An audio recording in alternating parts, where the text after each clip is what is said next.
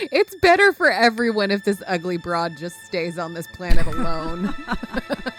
Nobody needs that. Nobody wants it or needs it. It's better for everyone if she's just isolated on this planet alone.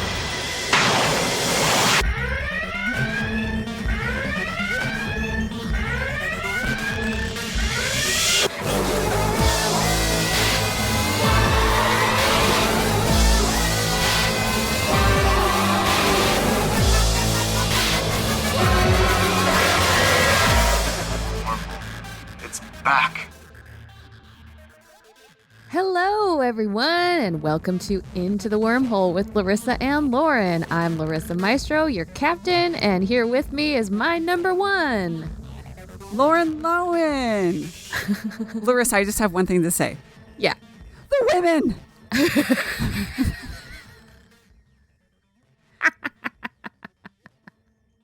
Oh my God. It's fucking hilarious. So, you're my number one. We're going to talk about a different number one today. Yes. because we are going to talk about Strange New Worlds. And we're also going to talk about the original pilot for the original series, The Cage, starring the first captain, Captain Pike. I'm very excited. I have to tell you something, Larissa.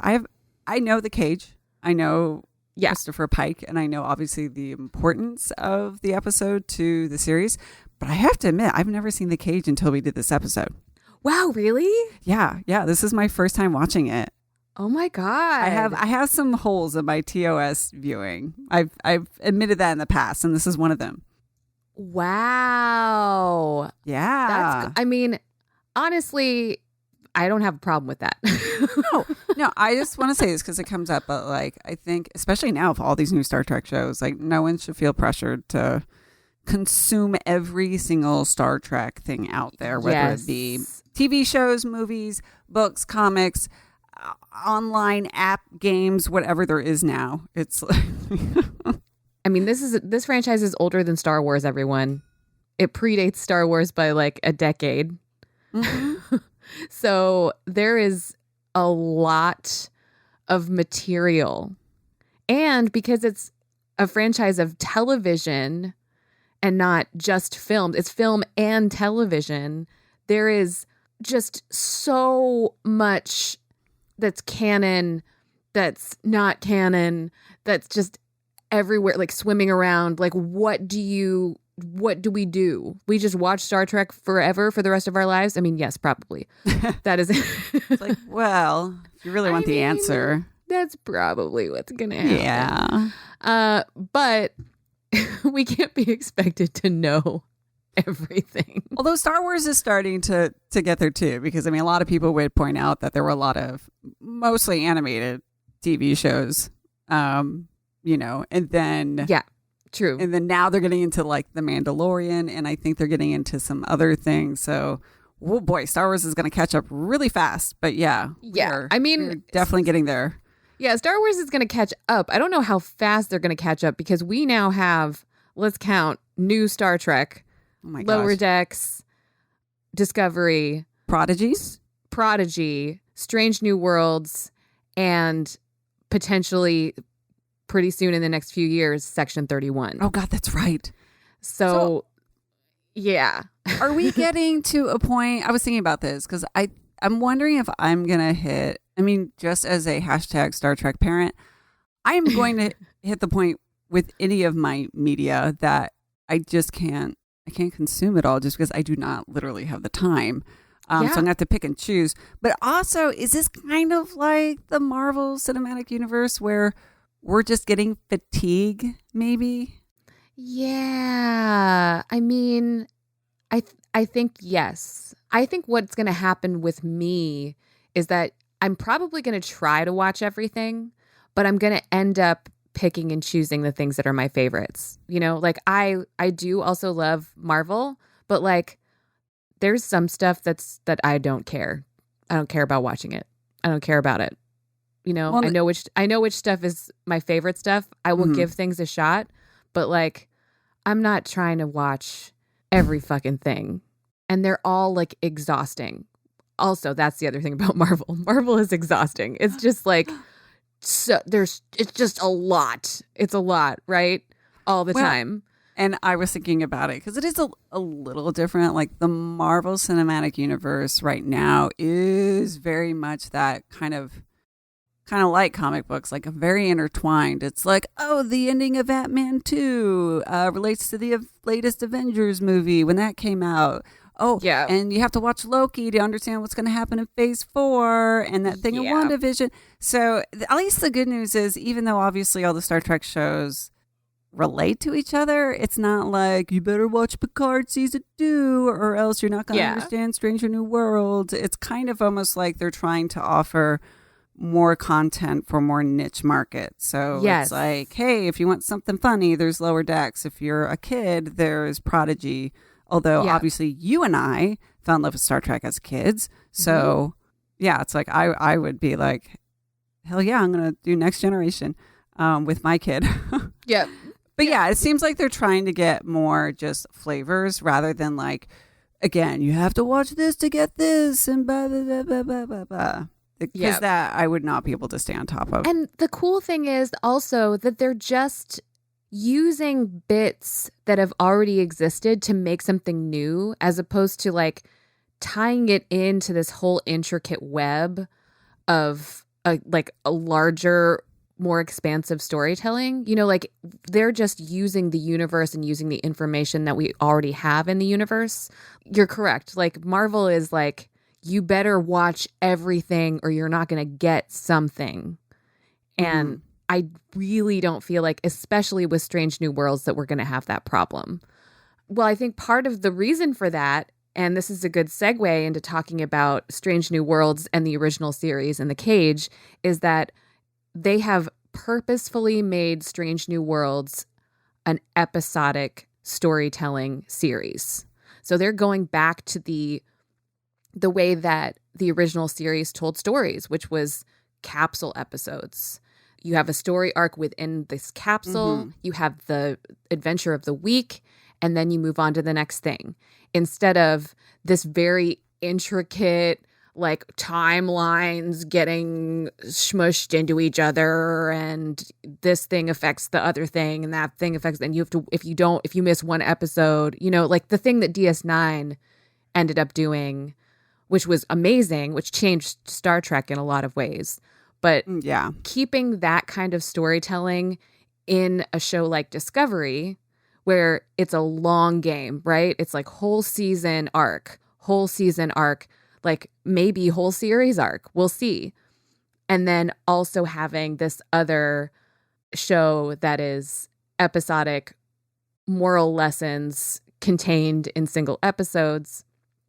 I think that's fucking great. Yeah, I need something like that, honestly.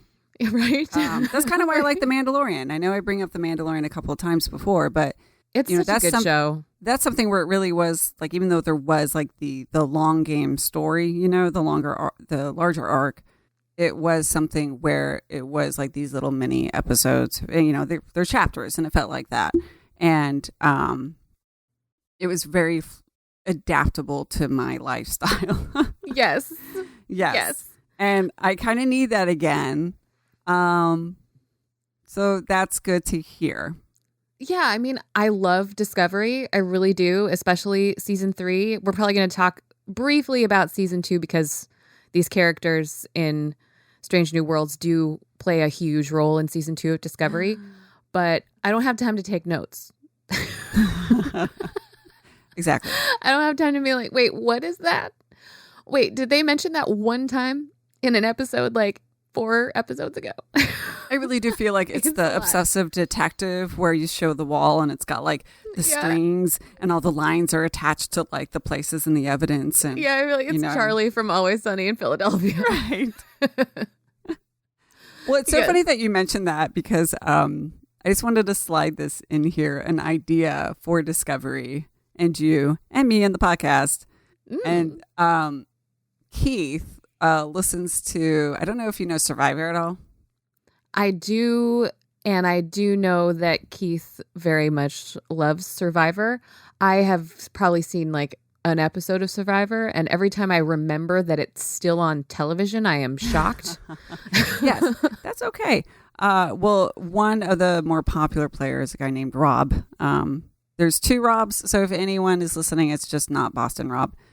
If anyone's listening and knows who I'm talking about, it's okay that you know Larissa. Boston Rob. He has a couple of podcasts, and one is called Rob and Akiva Need a Podcast. I want to just give credit to this podcast before I mention it. But they had a recent idea where they were going to watch one of the I think it was HBO big shows, you know, like a Mad Men, even though Mad Men was AMC, but you get it. Like one of the big shows that they had, like Sopranos or something. Yeah. They ended up watching Hung, which I'm not familiar with. But the idea was, could they take one of these huge, multiple season long episodes? They were just going to watch all the last time on blank segments for 7 seasons.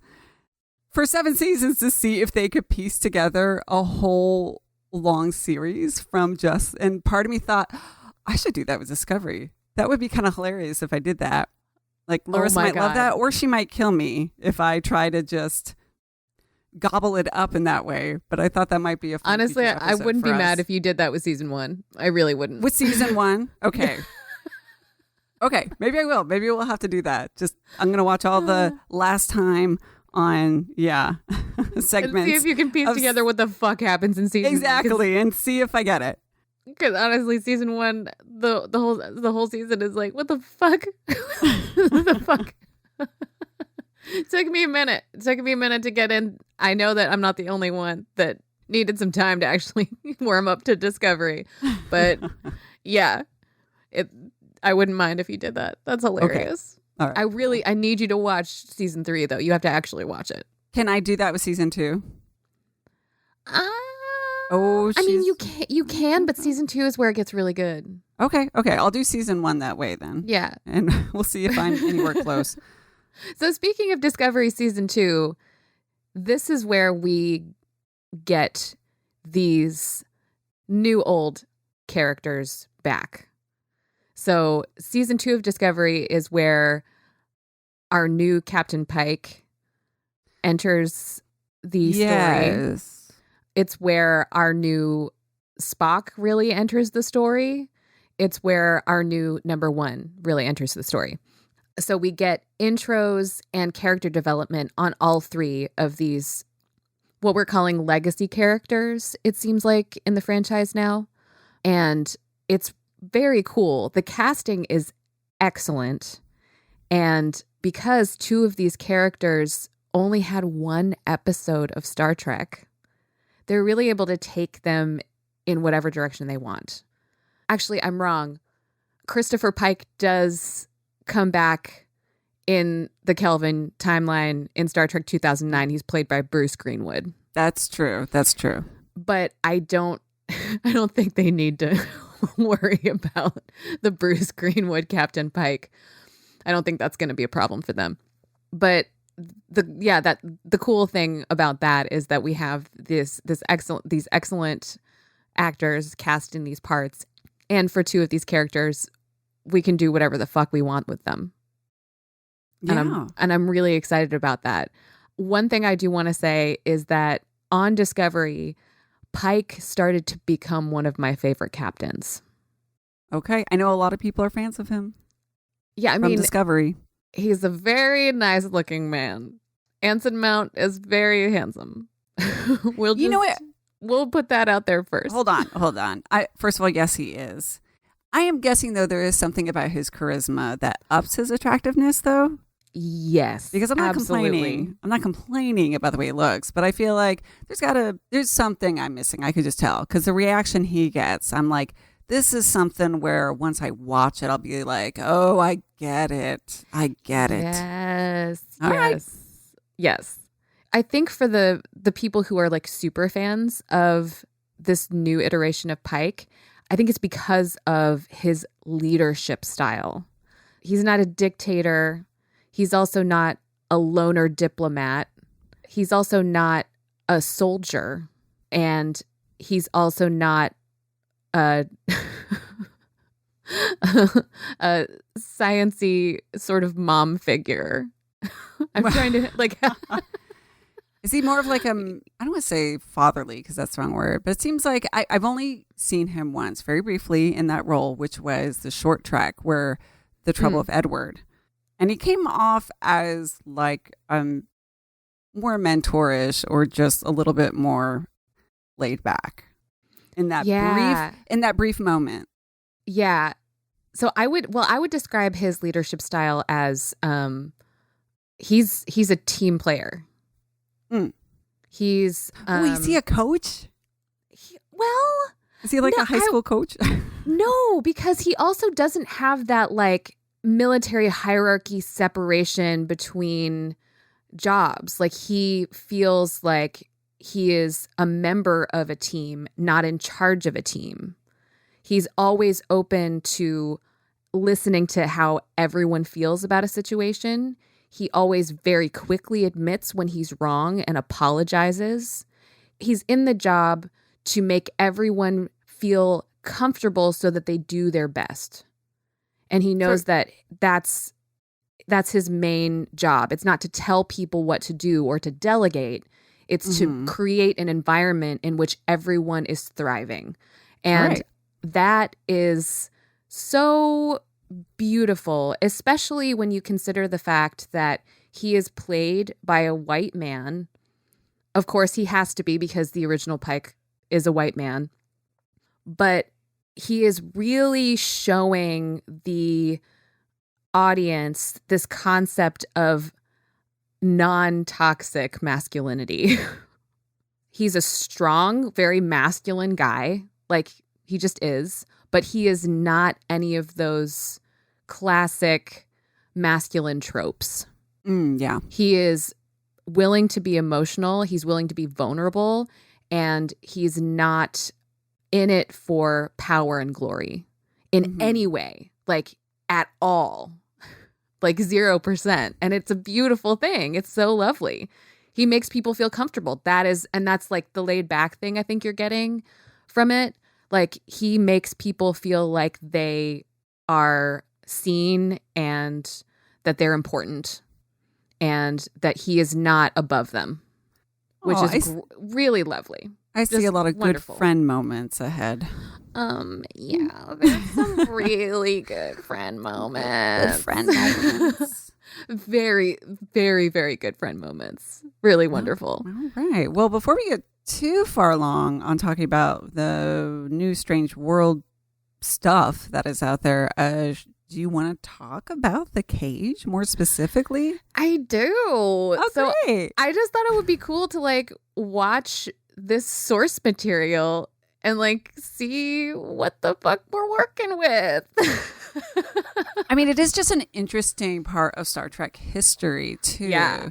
Because pilots, and I've even talked about, I mean, this isn't even like the pilot, because, you know, we've seen first episodes. This is like the proof of concept pitch for Star Trek. And it's kind of weird because like I definitely have things in my notes, but I have to stop myself and remind myself that this is Star Trek before Star Trek was even a thing. So you almost kind of have to put it in its own little bubble and not compare it too much to the decades and just ton of lore that has been established. Because at the time, even I don't even think Roddenberry knew. You know? And there were so many changes that happened. And we have to remember that this pilot didn't actually air on television until like 1980 something, right? Okay. See, this is where I read some notes. Okay, tell me about this, because I was under the impression that it never made it to television. Goddamn notes. Actually, now that you mention that, I don't know if I can confirm that or not. First of all, there's so many names and so many moving pieces. I'm not going to get too far into it, so I'm going to talk a little more vague just for the sake of efficiency. Yeah. But, you know, Roddenberry was selling it with his team, and he was about to leave the door when the studio said, no, we don't want to order a script. And the person with him said, hey, tell you what, don't think of it as a pilot for a TV show. Order a script and make it a 90-minute movie special, like an event, like a special event. And that way you can still air it and recoup your losses instead of using it as like a test for the show, if that makes sense. So it was treated as just like hey, even if it doesn't get made into a show, it's still just going to be its own little sci-fi movie, and you can show it and get ratings and money back. Yeah. So that's how they actually sold it to the studio. And they were like, okay. And Roddenberry wrote 4 different stories for the studio to pick. I assumed that this episode was written just as was, like the only one, and that it was written assuming that they had no budget and had to work with a lot of props and sets that already existed. Mm-hmm. But instead what happened was Roddenberry actually had fleshed out 4 stories for the studio to pick, and they picked this one. One of the reasons why they picked it was because it had a very elaborate looking alien species, and they kind of wanted to be like, okay, you want to do this? We're going to give you one of the harder episodes to do. We're going to see if you can pull it off. They're trying to fuck with him. Pretty much, yeah. And one of the only other thing I remember about that part of the history is that one of the other episodes was Mud's Woman, actually. Mud's Women, excuse me.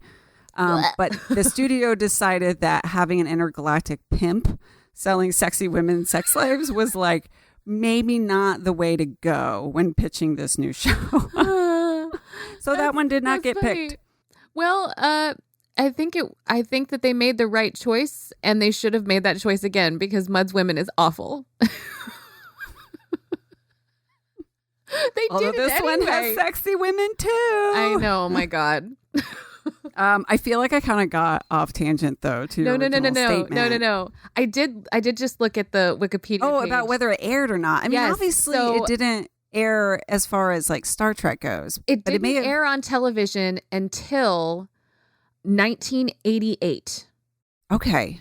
So in 1987, they unearthed the edited sections of this pilot. Yes. And they were able to complete a full color version of it. And it was broadcast on TV in 1988 as part of a television special hosted by Patrick Stewart called The Star Trek Saga from One Generation to the Next. Okay, I did read about that. Yes. So that was the first time it was ever aired on TV. Okay, so I guess it did get shown to test audiences and investors and studios. Yeah. I'm sure it did. I'm sure. Yeah. Because also, I mean, I'll just say the things that I actually do know, which are that the studio hated both Number One and Spock. Yeah. Which is hilarious to think about now, because first of all, Spock is like the most famous character in Star Trek, I think.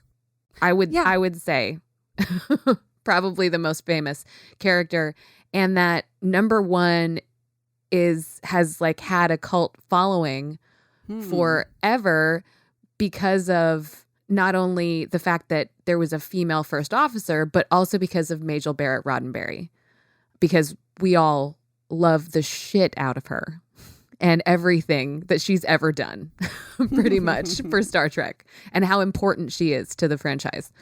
It's interesting to think about the fact that the 2 characters that the studio hated the most were a woman and a mixed race alien. Yes. And of course. It's funny that you mentioned Majel Barrett and her Number One, because in the notes I read, which again, take this with a boulder of salt, but I imagine it's been heavily vetted because it has all the, credits and footnotes. The legend goes that that some of the complaints and feedback was that they didn't like the idea of a woman being second command. I wonder if that has to do with more like sexist vibes, or if which don't get me wrong, like it's going to be sexist either way. I also wonder if it's. I mean, this whole episode is hashtag sexist vibes. Well, there's definitely some sexist vibes, but I think also some of it might have been that this was not necessarily, they had just come from battle. And right now, Enterprise was not established as a ship of exploration. It was established as, I guess, what you could see as like a possibly military ship. Yeah. And if you think about it, in the real world, women really have not been in the front lines until recently. That was in hot debate for a long time. Yeah, I mean, at the time, they definitely were not. So it was challenging, but it could also have been seen as, I mean, I'm not saying it's right, but I'm saying I think it was more about like putting a woman in danger like this was immoral or something. Mm-hmm. It is sexist, but I think there's more than just like, we can't have women on the bridge in power. You know, I think it was more of just views in real life about women and where they were in the military at that point. And that's why she got turned into Nurse Chapel. So there was like that, but what I read is that like a nurse would be a better job for her. I think she'd be better at being a nurse than being her blonde? Can we make her blonde too? But don't make her blonde and put her in medical, but don't make her a doctor. Oh God, no! Heavens, no! Don't make her a doctor. Can we make her a plant? Can she hold branches? To stand there. She's just decorative. You're in McCoy's light. Just stand over there a little bit more. No, but okay, but real. Apparently the notes have actually said that this is a contradiction, that they were actually okay with the character of number one, but they actually weren't okay with the actor, with Majel Barrett, that they didn't think she was good enough and could pull it off. And so I don't know if that character was just pulled because Roddenberry just thought those this guys. is hers. Huh? Yeah, I'm just like, fuck those guys. I know. Now, when we look at that, when I hear that about Majel, I'm like, the fuck? Yeah. She's not good enough. After seeing her like career as basically the first lady of Star Trek, like thinking about her performance in Dark Page, thinking about like just her, oh God, she's so fucking great. That makes me so angry. But also, I mean, I'm getting ahead of us, but in this episode, her strength is intelligence. It's not necessarily like likability. According to the aliens. Yeah. She's not the pretty one. She's not pretty. Yeah. According to the aliens. Yeah. It's like, okay. Yeah. We got to remember.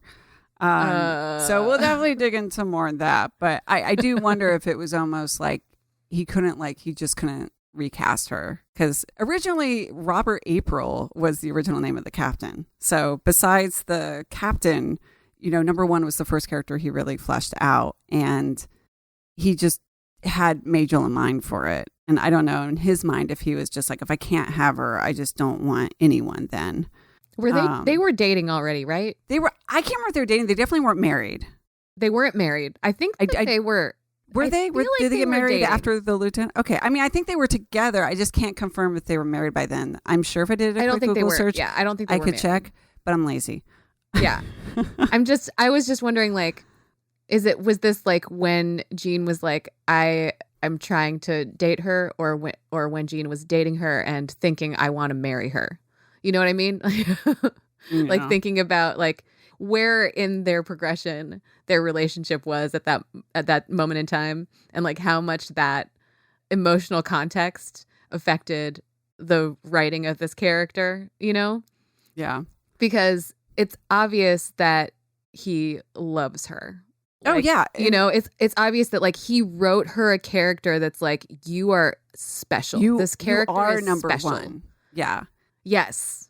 This is just me guessing. I wouldn't be surprised if some degree, especially if it was like, okay, Spock is going to replace number one. If it was just like, let's give Majel a new character and we're just going to shelve number one, because I mean, you know what it's like when you create something and people are like, can we change the ending?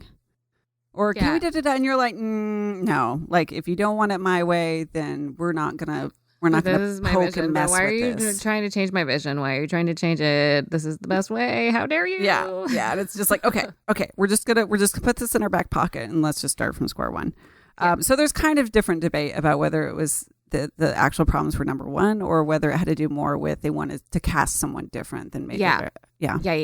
So I don't think we are going to have necessarily like a summary and notes. I think what we have to do is just start talking about the episode and then talk about it as we go along. Because there's so many things when it comes to the production or moments like this. And number one has some great moments in the very beginning that we're already kind of alluding to.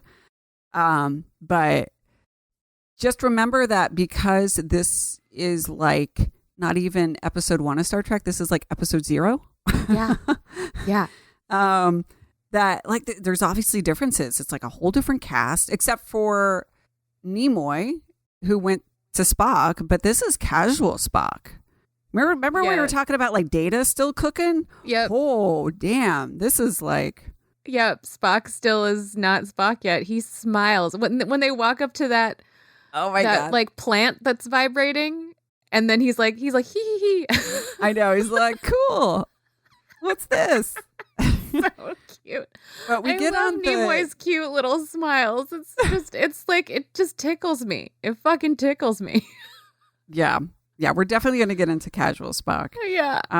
The episode opens and we are on the Enterprise. The Enterprise itself as a character is very different. This is a very dark, drab ship. It does not have that classic red yet. Yeah, it doesn't have a sparkle to it.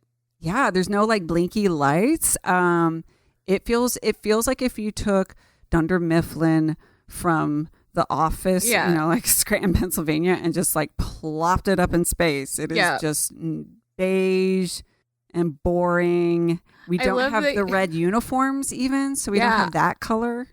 I love that you said Dunder Mifflin because also they're still using paper. Oh, that's true. They do. They're like printing paper out of consoles and they're like handing each other pieces of loose like paper. It's a fax machine. I just like to think of the person whose job was to feed that through, they're just waiting for someone to wave their finger and it's like, now. Oh, it is so fun to like watch this and think about all the people behind the like literally inside of the set doing things like opening the doors and closing the doors and stuff. Yes.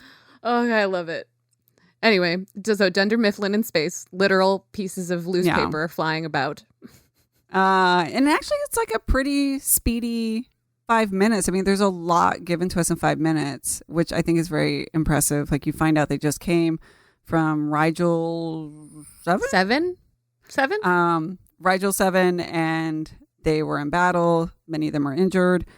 Captain Pike is a little disenchanted with space life and being the captain responsibilities. During this time, we do get number 2, as you said, and number 1. Not number 2, number 1. Number 2. Think of Riker. Goodness, shame. But yes, Thomas Riker shows up. He does that thing on the chair. Little people know that the chair move was actually done in the cage, and we wouldn't see it again until. Yes, it's canon. It's canon. Right. But no, you're right. Another woman gets on the bridge to deliver a file, and Pike is a little distracted and makes a comment about like, "Oh, I'm sorry, I'm just not used to seeing a woman on the bridge." And then a number 1 kind of flashes him a look, and he says, "Oh, not you. You're different," which is such a like, oh gosh. A loaded comment these days. Like, what? Not just for gender, but for people's nationality, ethnicity, like religion. It's just like, oh, bad. Very bad. Not a fan. Mm-hmm. I'm glad they wrote this stuff out of Captain Pike's character. Yeah. I just want to say really quickly that Majel Barrett Roddenberry, or Majel Barrett at the time, is a fucking knockout in this episode. Like, she is so breathtakingly gorgeous that every single time someone says that she's not pretty, I gasp. You know what I mean? Because she is ridiculous. Stunning. She's stunning. Like, her hair is so perfect and gorgeous. Her face is fucking flawless. And then left and right, men are just like, but you're not pretty, but you're different because you're not pretty. And I'm just like, what the fuck? What the fuck? What are you seeing that I'm not seeing? Because she's impeccable. What? Yes. And then they get a distress call to a planet. It turns out that it's radio waves, right? Like they've found some radio waves. They're 18 years old, but hark, there are still survivors. So they got to go check it out. This is after also Pike and the doctor have a martini. Which I kind of love. Yeah. I do love the line the doctor says there are some things a man will tell his bartender that they won't tell his doctor. So he gives him a martini. And I'm like, that's pretty good. Yeah, it was cute. I liked when he was like, what are you doing? Are you putting an ice cube in that? Yes. Yes, I am. And number one has to stay on the ship when the rescue party goes down to the planet. Even though technically, now that we have all this canon, if you think about the protocol that we know now, she should have gone and Pike should have stayed on the fucking ship. That is true. Yep. We have to give it a pass because, again, that all that stuff came afterwards. But also, yes, the captain stays on the fucking ship. And she definitely like gives a look. Like she's like, oh yeah, this shit again. Yeah. She's like, I know. I got to stay on the ship.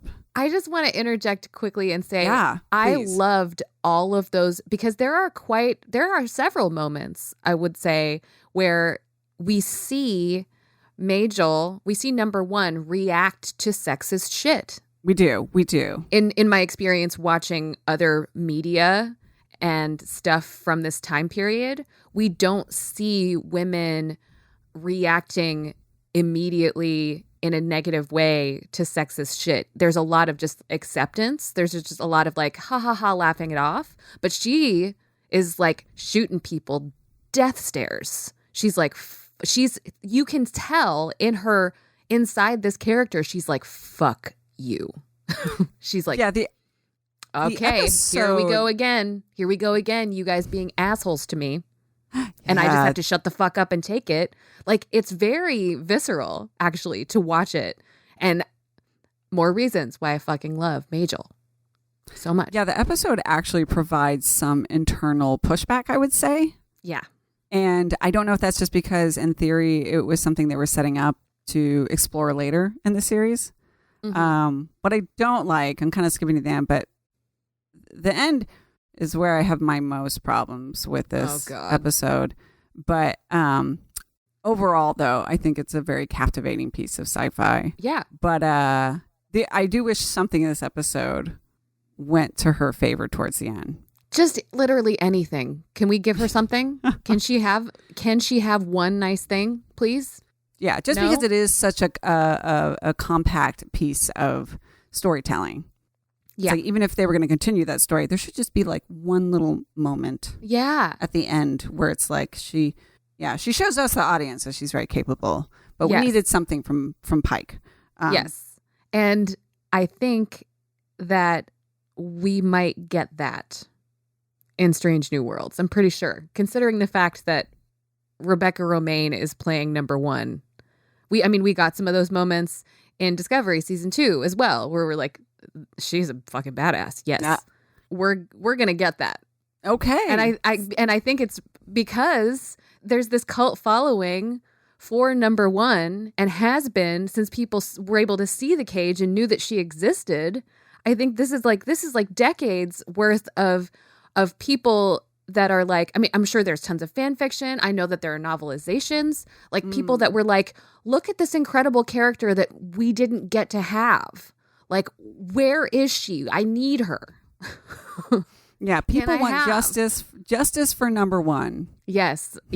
And if anything, Strange New Worlds can be justice for number one, I think. By the way, speaking of the women stuff, that woman's sexist stuff, a big thing when we come on this episode is like, hello, everyone's white. Star Trek is known for its diversity in the original cast when it came to, having all corners of the world represented. And one thing you notice right away is that everyone is white. Yep. Or green. I did see one Asian crew member in the teleporter room.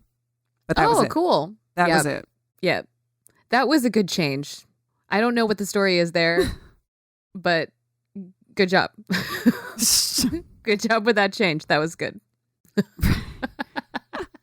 Yeah. So good job hiring people of color and women. Oh my God. There are some notes where the network was asking Roddenberry to cast it sensibly. There are air quotes going up. Sensibly. What does that mean? Roddenberry said, which meant all white, and he refused. But the network has pushed back and said, no, that's not true. We've been supportive the whole time. So of course. They're a huge corporation. Take that how you will. Yep. They posted a black square and they were like, we've always supported. Oh my God. So we have this distress call. Pike goes down with his team to check it out for these survivors of this ship who have been there for 18 years. He come across a group of men who are older and are in tattered clothes, but apparently there is a Supercuts nearby because they still all have their wonderfully 9-to-5 business haircuts. Yep. And amongst them come a beautiful blonde woman who has a very nice clean shirt that has 1 or 2 rips in the sleeve, perfect hair and makeup. Yep. And she was apparently raised there because she was just a baby when they crashed. And she's wearing when in The Little Mermaid, when Ariel gets raised for the first time, and she makes her own dress out of a fishing net and some cotton whatever sail she finds on the beach. This woman is wearing that skirt. But still has her top is but somehow a brand new top from Neiman Marcus. Yes. It looks like she has a sarong on, but it's a net. True. That's what they've done. This apparently screams, I've been on a planet surviving my ass off for 18 years. Yes, apparently. It's the crash survivor chic look. And so she comes out and is gorgeous, and her and Pike have a little bit of a connection. And what happens is that she just takes him off. She's to the rocks. We should tell him our secret. Come with me. And she leads him up this mountain. And she's like, don't you see our secret? And he's like, I don't get it. And she's like, you're a beautiful specimen or whatever. And then she disappears.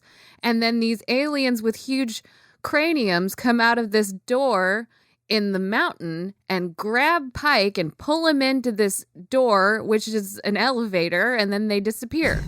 and then and then the crew's like, wait, where'd the captain go? All the people disappear, and they're like, what the fuck? And then they go try to get the captain who's in the mountain. They try several times to phaser open the door and cannot. Dun, dun, dun. Yeah, they're like, phaser. All of these phaser moments, P.S., all of the effects on the practical effects on all these phaser moments, I am here for all of that. Me too. I'm here for just the I have in my notes, I just call it the gun. Because I mean, it looks almost like steampunky in a way. Yeah. I couldn't find any... You twist it to change the setting, it looks like. It is definitely one of the big things. I mean, the uniforms changed. The uniforms look so much more pajama-like. Like, if you thought they looked like pajamas in the original series, they look even more pajama-y here. There's, no shape to this tailoring at all. There's it's all just, I don't know. They're comfy. No, it does look comfortable, but, everything is misshapen and strangely tailored, not ever specifically to anyone's size or body. It's kind of more like a sweatshirt rather than the very snug fit that we had in TOS. It's like one size fits all. Also, the doctor's wearing a bathrobe. Yes. It's a robe. I guess doctors wear robes. It just looks like a bathrobe.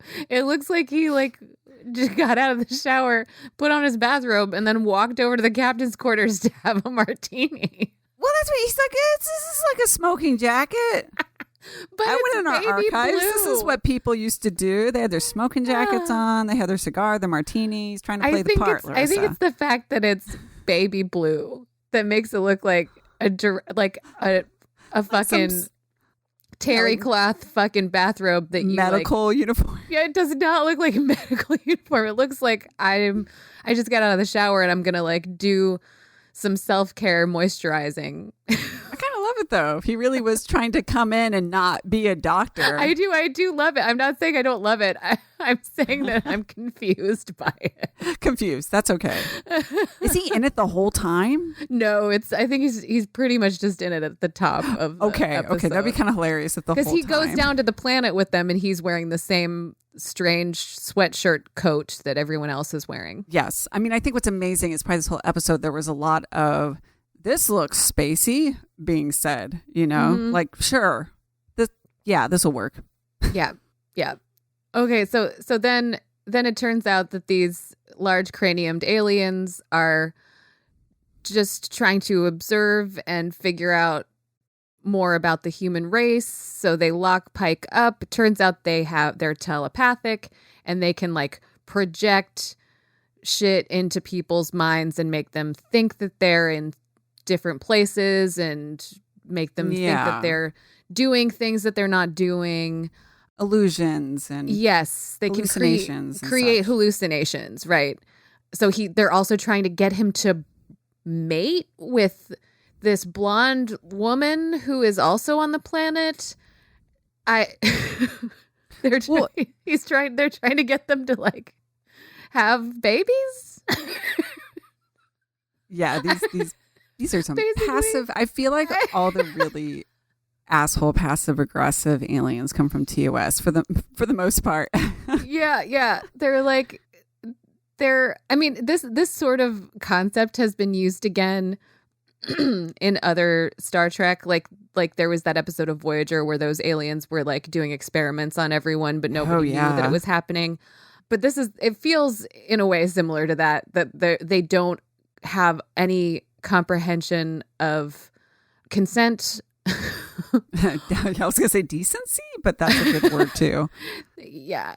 They see humans as not as beneath them in the grand scheme of life in the universe.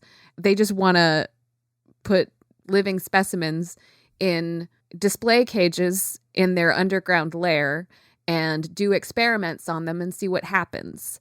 So that's what's happening with Pike. So Pike starts to realize that in these illusions, the blonde woman looks a little different, but it's always this woman. And so he starts to question who she is. Is she real? Is she from his mind? And she's kind of dodging the question, but it does come out that no, she actually is real. If there's one thing that was true from the survivor crash is that yes, there was one survivor. It wasn't that whole group, but it was just her. And she's been kept there the whole time.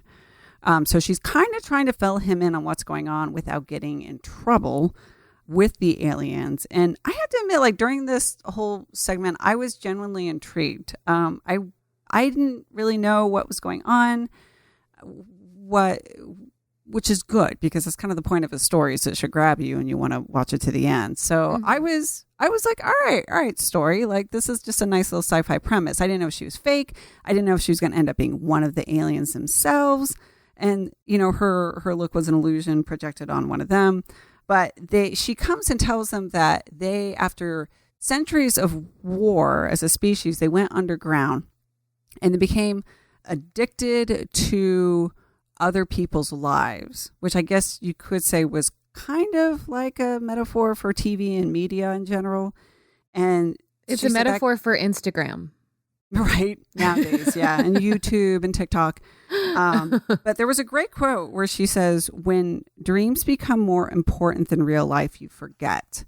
And so she said that over the years, they have captured all these species to sort of vicariously live through them and their emotions. And it's become a narcotic to them. And with the humans are sophisticated creatures that they're like, okay, you guys will work. We need to actually make more of you because not only are you going to help repopulate the planet, I think is what they're saying, but it was about this sort of drug that they needed. The idea that they were going to live through the humans because they were intriguing enough to sort of satisfy this almost like voyeuristic need to satisfy this addiction they had to. They're casting their own reality show.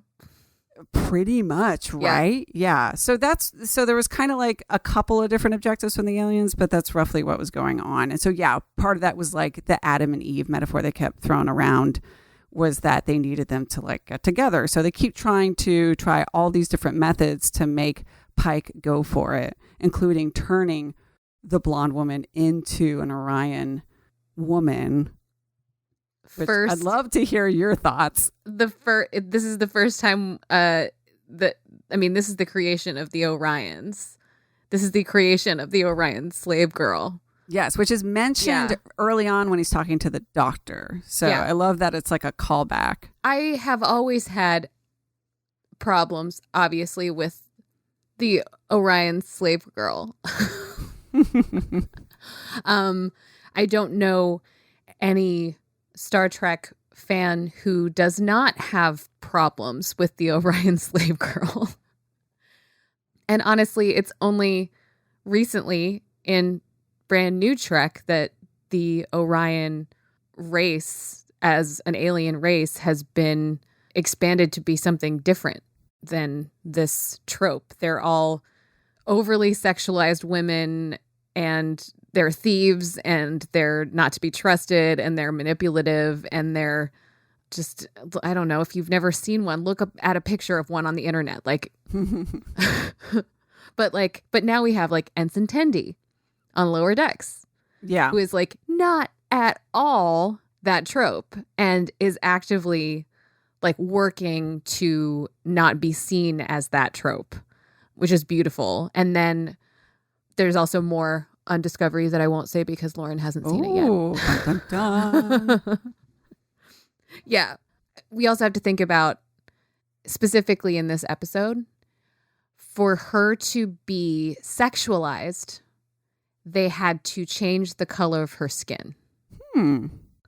She is a blonde, blue-eyed white woman. And for her to be this sexy thing, they not only change her hair color. Ooh, interesting. I see where you're going with this. But they change her skin color as well. Yeah. Yeah. So now she can be objectified this way.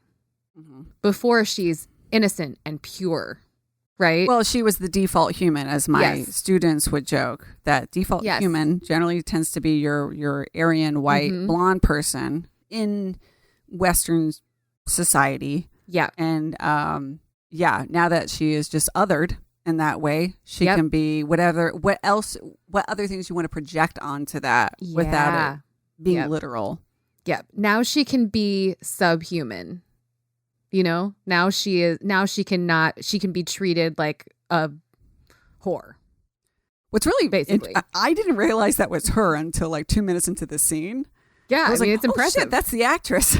It's impressive. She looks very different. Funny note, they kept doing the test for the paint, the body paint.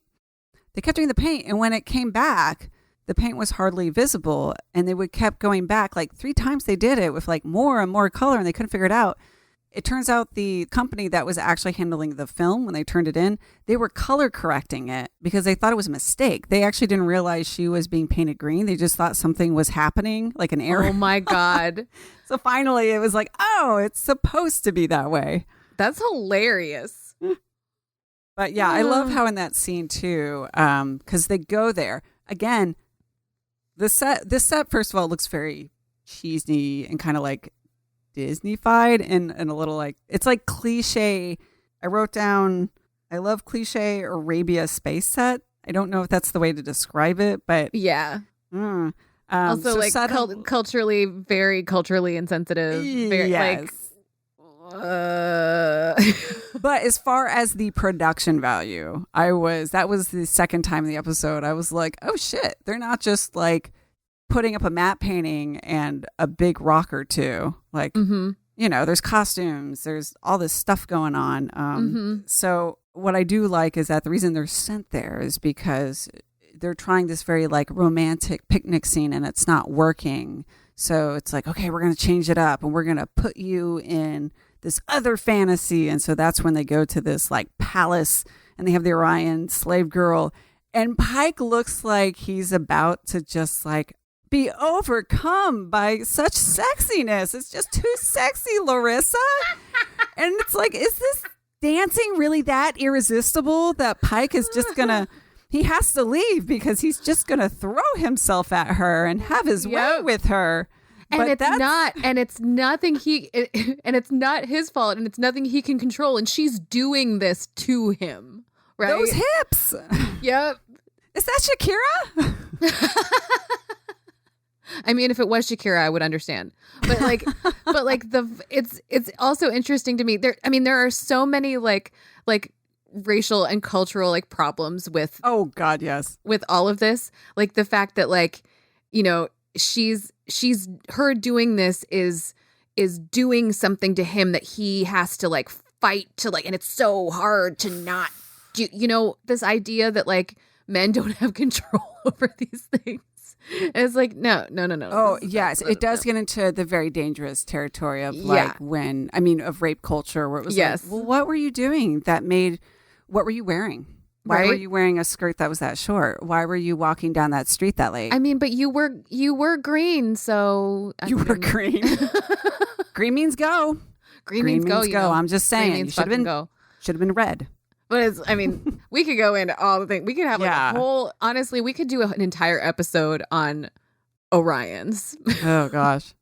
Do I want to? I don't know. Maybe I want to one day when I want to like just lay it all out, be sad and be really pissed off. Yeah, exactly. I'll do that. But you know, we can just say here like that we're taking aspects of Middle Eastern culture, we're over sexualizing them, and then we're using those things to make a white man really uncomfortable because he thinks it's sexy. So like there we go. It's just very yikes, left and right, yikes. Whereas just like supplying this man with all these these are the things that women are, right? Like we're the wife with making a picnic for you, being like, honey, would you like some of this? Like, this is so wonderful. And I'm so innocent and pure. Or ultra sexy green babe, right? Yes. Or damsel in distress. Yeah, all the tropes, which like in a way can be used in a clever way. Like I can see like an alien race being like, let's use all these stereotypes. Yeah. And here it's just very on the nose, unfortunately. This is a trope. These are the tropes that Vash is making fun of in her episode. Yes. And that later Star Trek does make fun of regularly. But yeah, this is fucked up. I mean, I don't know how much we need to like in detail recap everything. Well, I think we're getting to the end. That's the good news. Although I do love the line when they're snapped out of the fantasy again because the rescue team, Spock and number 1 go down there and it's just the women. The women! Yeah. The women! They're put in the cage because the aliens realize this isn't working. So now there's number 1, blonde space woman, and then the yeoman. Yeah, what is it's like ensign. She's an ensign. Yeah. Okay, thank you. But yeah, so those are presented to Pike as other options. Oh, you don't want to mate with the female we have? Okay, what about these other 2 women from your ship? One is young and fertile and pretty. And hey, number 1, she's not much to look at, but she's really smart. That's basically what the aliens are saying. Yeah, and they describe what the offspring would be like with each of these women.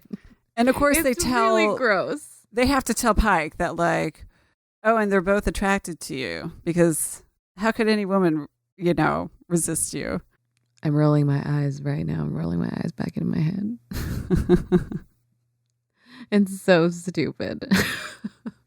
But yeah, we can just click right to the end because I think that's where, I mean, there are problems with this episode, but I think just from maybe more of a writing standpoint, the end's a little bit of a letdown. Do you want to explain the end? And that way the listener just isn't hearing to me yabber on. I mean, sure, I guess. We have to think about the fact that like this is very dated material. This is how I feel when I watch the majority of the original series, is that I have to understand when this was made and just the overall temperature of American society at the time and how much shit was changing. Like we're kind of in a similar place in history right now where we're experiencing a lot of growing pains. Mm-hmm. As we were in the late 60s. There was a lot that changed as far as what things were acceptable in the world during that time, and a lot that's been changing right now and in the past year, honestly. So like I have to look at that through that lens. Otherwise I can't watch it. So basically what happened is Vena, the blonde woman, is, of course, the sole survivor of this crash on this planet. And she was injured And these huge brain aliens didn't know anything about human physiology. So when they tried to save her life, she ended up horribly disfigured. And they supplied her with this illusion of health and beauty, right? So that she wouldn't be like disgusted with herself all the time. Which is the idea that they didn't create that illusion until Pike showed up and they had some sort of reference? Like, the fuck? Like, I don't... Yeah. Because, sorry to interrupt, but no, it's okay. I was a little confused about that because she said they had never seen a human. They didn't know how to put me back together. Yeah. So how could they have created the illusion if they, you know what I mean? So well, from looking into her mind. But she didn't know what humans... How did she know about makeup and hair? You know what I mean? Like, I feel like maybe the illusion wasn't created until Pike showed up. And then they were like, oh, that's what a female's supposed to look like. Smart. True. So she like all of a sudden had this transformation when he arrived. Just within like the last 2 days or whatever it's supposed to be. Which like adds to her desperation for him to stay. Maybe, yeah. I'm guessing. I'm filling in blanks. I was a little confused about that. Blanks. Yeah. Because it is hilarious when you first watch this and she's just like any woman from that era. But please continue. Yeah. So they're like creating this illusion for her where not only does she see herself this way, but like, so does anyone around her. And then he's like, do you want to come back to the ship with us? But she doesn't go. And then they're like, they create like an image of him, right? So that she's not alone. She like thinks he's there with her. Yeah. And she knows it's fake. Yeah. I think. But it's like the idea that she's happy. So what happens is the aliens do their research. They find out like, oh, you aren't going to work for this plan because we found out that you guys don't like being held captive. Oh, you'd rather die than that. Well, then this isn't going to work. Like, you just go back to your ship. Took them a while to get to that place. Like, they could have just, I mean, from the get-go, obviously, they don't want to be in there. Yeah. Yeah, it's like you think if they could read their minds, they'd kind of get that. But anywho... Yeah, maybe their telepathy doesn't work that way. I don't understand. I guess. It's too primal of an urge. Yeah. Yeah. So what happens is he's trying to bargain with the aliens that number one and other space girl. Yeoman? I can't say that. Yeoman. Let's just say ensign. Ensign. Thank you. We're going to do that. What it is. Let's just say ensign. I'm here for that. Okay. Yeah. So he's trying to say, look, send them up. I'll stay with her. And then that's when they reveal, oh, we don't want you anyway. So you can just go back to your ship. And so they're all looking at her like, you want to come with us? And she's like, I can. And that's when they do the grand reveal that, you know, when she was shipwrecked, she says, I was a lump of flesh. They had never seen a human. They didn't know how to put me back together. And so she's older. She basically looks like an old, what you would describe as an old hag. And then with some scars and some bumps on her. She looks like a witch. Yeah. Very like witchy. Yeah. And then like cartoon witch. She looks like cartoon, like Disney cartoon witch. So what's horrible though, and this is where you kind of have to remember, like, think of it more as a sci-fi story in a bubble, take it out of Star Trek. Because, of course, the first thing I thought was like, well, shit, you could just get her on the ship and surgically alter her in like an hour if it was that big of a deal, like with everything they've done. But if we were on the Enterprise D. But that hadn't been established. So it's like, we don't know that. And if that was true, like Pike, when he came back, would have probably been, you know, cosmetic surgery and all that. He wasn't. So there's that. But what's even worse, before we get into that, is Pike goes back on the ship and it says, like, she couldn't come with us. I agree with their reasons. He basically says, I agree. She is too ugly to come back to Earth, even though she's being held prisoner for 18 years. We should really leave her there. And she was too gross. There's some kind of like eyebrow raising lines in this episode, but that one for me may have been the worst. Actually, it was like, really? I mean, really? Let's just list the problems. There's sexism, there's ageism, there's ableism, all smushed into this. Yep, she was too disgusting, ugly, And also she's a woman. So what use is she? If she's not that. If she's not pretty.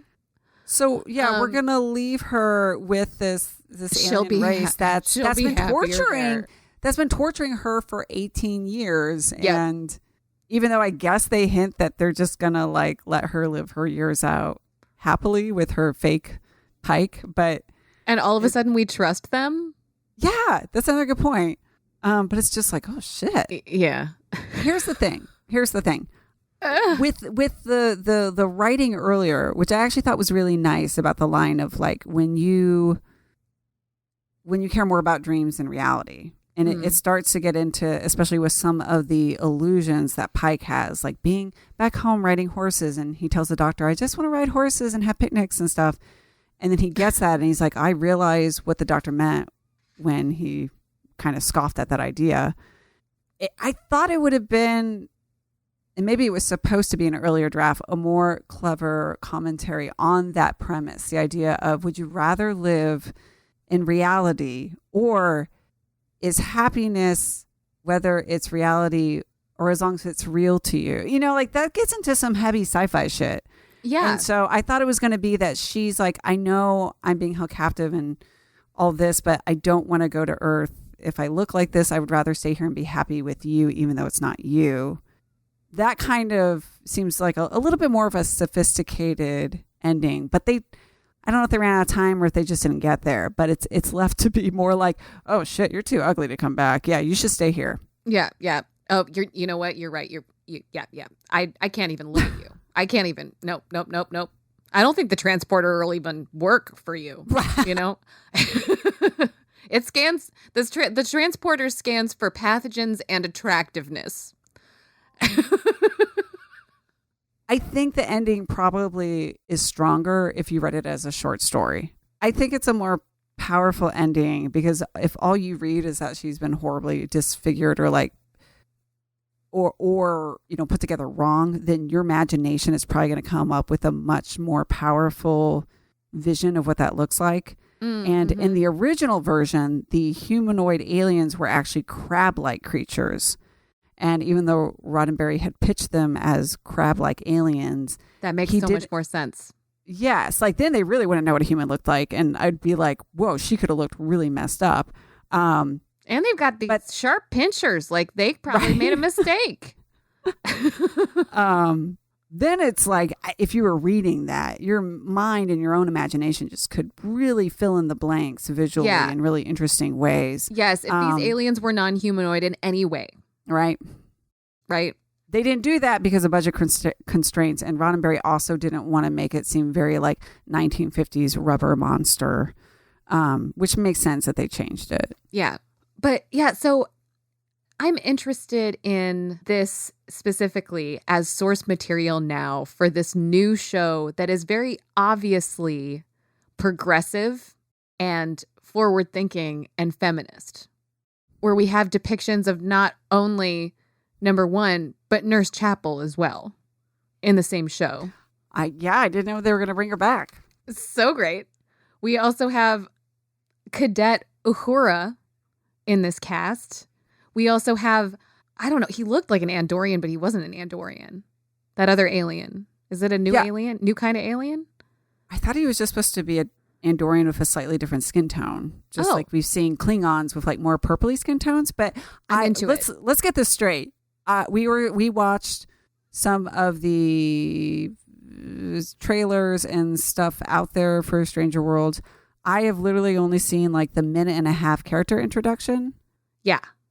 And then you've seen a panel and some more stuff. So you might have seen more material than me. You probably are going to have to like lead this part a little bit more. Yeah. I just want to say, with what I know about what new Star Trek is trying to do, I love the idea of taking this source material, the very first thing that Gene was able to get produced, which when we look at it from where we sit in history right now, we see all of the flaws that it has. But I also see what he was trying to do. in a lot of moments as well. If we go back and take that source material and then do with it what we can to make it completely relevant and helpful for our society now, which is what Star Trek has always tried to be, that's beautiful to me. Because, like, this pilot is really fucked up. But there are like moments of potential all over the place in it. And it's this idea of like looking at it and taking all of those beautiful moments of potential and making them into something new and something that is still relevant now. And I am excited about that. I agree. Like, we don't really grade or give like a final verdict of the stuff we watch in these episodes. But if I had to rate The Cage, I mean, I would give it like a solid B+. Yeah. And the reason why it's not higher is just because mainly the ending from a writing standpoint, but then also some of the issues we're talking about with some of the, like, ooh, that's not a cute look. Oh, but yikes. like it genuinely to me was a good sci-fi premise, and I'm kind of shocked that it didn't go over as well as I expected it to be a hot mess basically, and it was extremely competent. Well, Lauren, there were too many women in this story. And Pike didn't want any of them. Come on, pick one, Pike. And one of them was just disgusting. Oh. And I do feel like we need to mention that this script was reworked a million times. Some of it was because of Roddenberry. Some of it was because Roddenberry was trying to satisfy other people to get it where it needed to be. You can feel that. I just watched Beyond the Stars, which is a beautiful episode of Deep Space Nine. But there literally almost is that process where they're like, Benny, the captain can't be black. And they're like, well, what if it's a dream? They're like trying to bargain and figure out how to work. And it's like, and it almost, you wonder how much of that has not been documented, where maybe there were things that we wanted. And it was just like, yeah, but, Mr. So-and-so says we got to do this, or. Yeah, but we're not going to pay for that. Right. Yeah. So, and as much as we love Star Trek and what it stands for, it does suck that at the end of the day, it is a product. And there was a lot of like straightforward business concerns as far as getting this out there and compromises. And, again, you and I know as creatives, like what it means to try to play ball. Yeah. Yeah. Especially during this time in the mid-late 60s when regulation about what could be on television was strict and sometimes had a real law behind it. Mm-hmm. Those of us who love Star Trek can, I think, look at something like this, see the problems, but know that Gene was doing his best.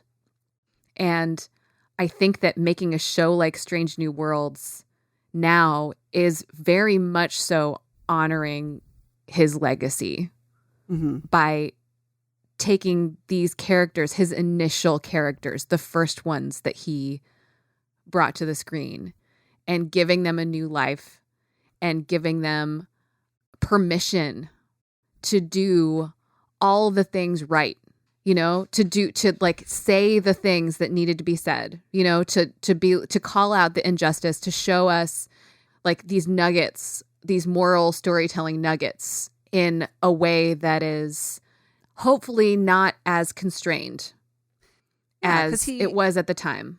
Now there is the support, and more importantly, unfortunately, like the resources, the money, the the proof of concept is there. Star Trek's a huge thing, and they can make money off of it.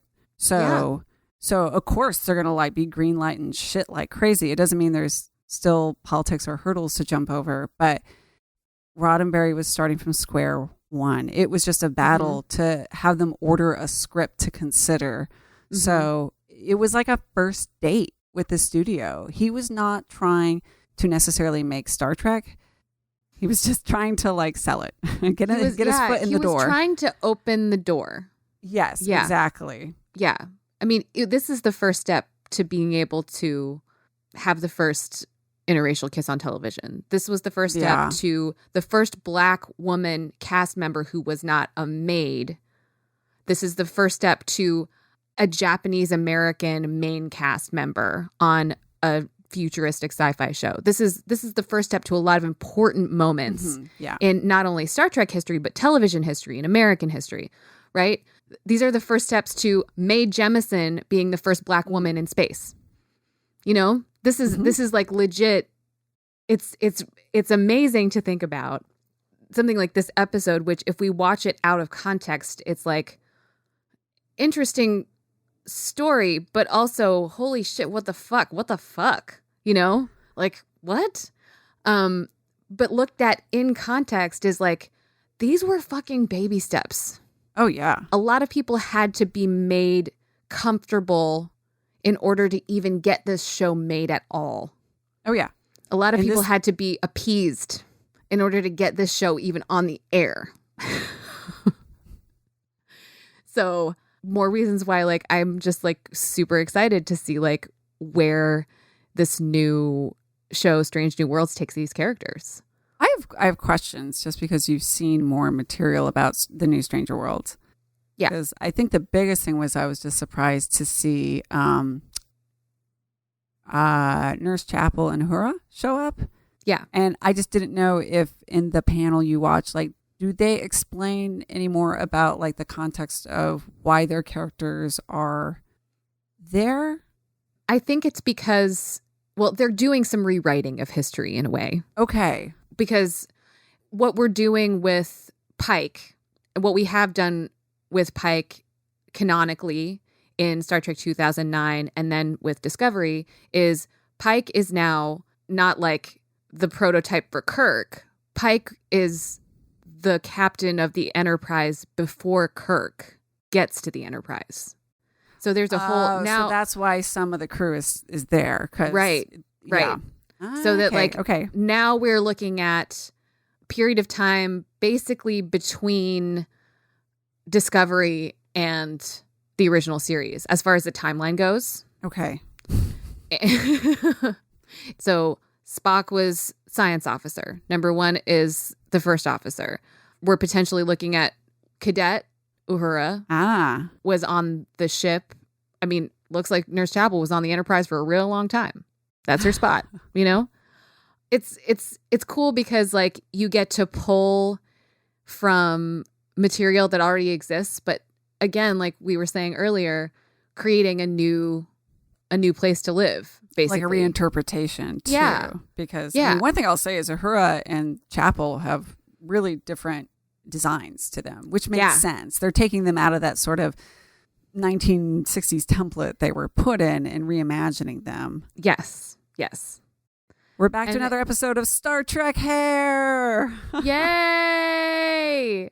Although Rebecca Romaine did say that one of her favorite things about working on the new show was doing the vintage hairstyles. Oh, okay. Because Chapel has like this almost like icy, almost I wanted to say Andy Warhol, but it is not that. No. Poofy, but she has like very icy tendrils, and Uhura is basically like not clean shaven, but you know, like buzzed. Yeah. Okay, they show her very briefly in the trailer, so I couldn't get that good of a look. Yes. I fucking love it. I love it. It's so exciting. They talked about the production design. There are going to still have mid-century modern elements to it. Influences. Yes. Yeah. That's smart. I think that's smart. Right. To really keep it like feeling like that original set in some ways. But they didn't really bother to do that with Discovery, right? No, they didn't. Because that's Discovery is completely different. No, I know, but just like you just said, like how it's like, because I know Discovery has to deal with some time travel, right? Yeah, there's a lot of time travel. Okay, because it'll be like, but wait, if yeah, okay. I mean, there has to be, in universe suspension of disbelief for a lot of I this. know. I just think that this new cast is so fucking cool, and I'm really excited about the episodic serialized storytelling. I'm excited about the adventure of the week coming back. I'll be excited about that. I love that. Like the old X-Files when it was like, crazy mystery is there to solve. It was wonderful. So I watched a bunch of the Star Trek Day panels. I've been watching like the new stuff that's been coming out. There's not a ton of material. They haven't revealed a lot about Strange New Worlds, but I've seen as much as there is out there. And then watching The Cage after all of that, watching The Cage after seeing this new iteration of Pike played by Anson Mount on Discovery has been a very interesting fucking experience. It makes me feel hopeful. Mm-hmm. Yeah. And it gets me excited because I feel like we spent some time, specifically some of the time that Rick Berman was in charge of Star Trek, going backwards and getting progressive ideas shot down. You just reminded me of something. In the notes I read, it was talking about how a lot of actors talked about how they saw The Cage. Who's the new Spock again? Oh, Ethan Peck. Yes, like Ethan Peck said he even researched The Cage for his audition. And then there's a note under it that says Rick Berman says he has not seen The Cage in its entirety, just clips here and there. And all I could do was hear Larissa's voice in my head go, "Fuck you, Rick Berman."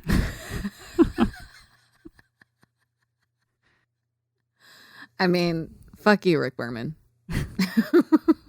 Told you. There it is.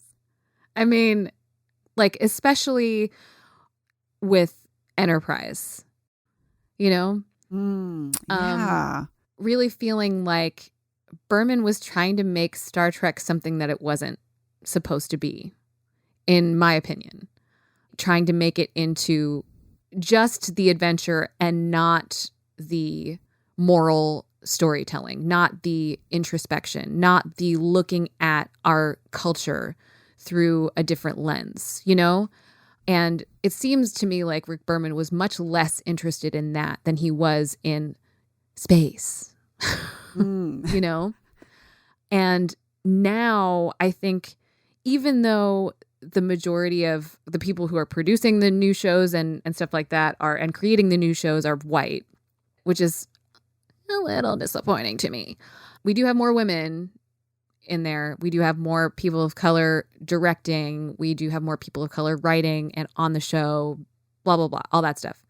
We still have more work to do. Sure. But I feel like this new season of Star Trek, and when I say season, I mean this new era, this new era of Star Trek is focusing on looking at our society through this different lens, as opposed to making it all about the space stuff.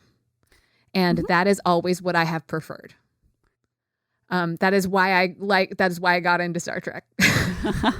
I always remember the TNG cast talk about how Roddenberry would always do these little morality plays in 45 minutes. And yeah, with this, where we are now in present times, and then the combination of that and going to a show that allows more episodic shows and bite-sized Star Trek, I think maybe we can have the opportunity to go back to that when we don't have to commit to something being a whole season or multiple seasons, when it's just like, we're going to show up and this is the little morality play we're going to explore in 45 minutes, just like some of your favorite past episodes of Star Trek or TNG.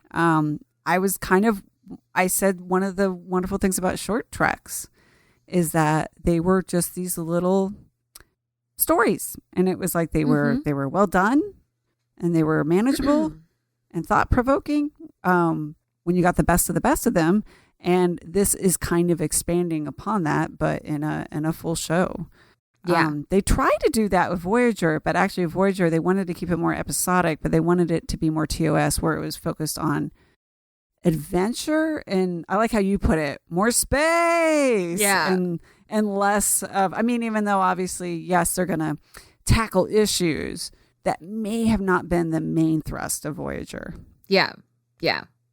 So I'm really looking forward to that concept, the idea. And Akiva Goldsman, executive producer Akiva Goldsman, said this during the panel, that the goal is to like maybe make you, if not change your mind about something, at least see it in a new light by the time the episode is over. Ooh. And I just think that's fucking lovely. Star Trek, man. Yeah. Star Trek, am I right? Yeah. Do we know when the show is coming out? I do not know. I think it's 2022 sometime, but it's okay. It's sometime next year. Sometime next year. Yes, sometime next year. Be on the lookout. Yeah. Looking forward to it. There's so much new stuff. We're gonna eventually talk about Lower Decks. The entire season isn't done, so it's still airing right now. So we maybe will wait until it's over and then break it up into 2 sections like we had before, and just like, I've been watching, but Lauren needs time to watch those. We are going to, in the future, talk about some other animation. Yay. Which more is Star Trek. TAS. I guess with Prodigy coming out, we have to be more specific. Oh, yeah. There are now going to be 3 Star Trek animated series, which is very, very exciting. But we've picked a couple episodes of the animated series to watch and enjoy. So we're going to have that coming at you soon, and we've got more content coming in the future, but like, man, this was fun to talk about some like literally the oldest and newest Trek. Right. Oh my gosh, that's a sci-fi premise on its own. I know, we're in like a time paradox.